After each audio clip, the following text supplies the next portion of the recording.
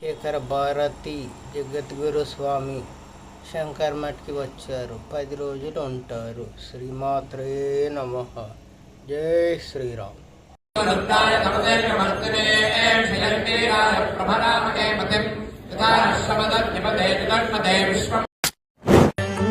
पूजिते शारदे सर्वसहोदरी शारदे अभीष्टवरदे शारदे अद्भुतचरिते शारदे अभीष्टवरदे शारदे अद्भुतचरिते शारदे गंगाधर गज शर्माभरधर चंद्रचूड शिवशंकर पार्वती रमणा निनगे नमो गंगाधर गज शर्माभरधर चंद्रचूड शिवशंकर पार्वती रमणा निनगे नमो गंगाधर गज शर्माभरधर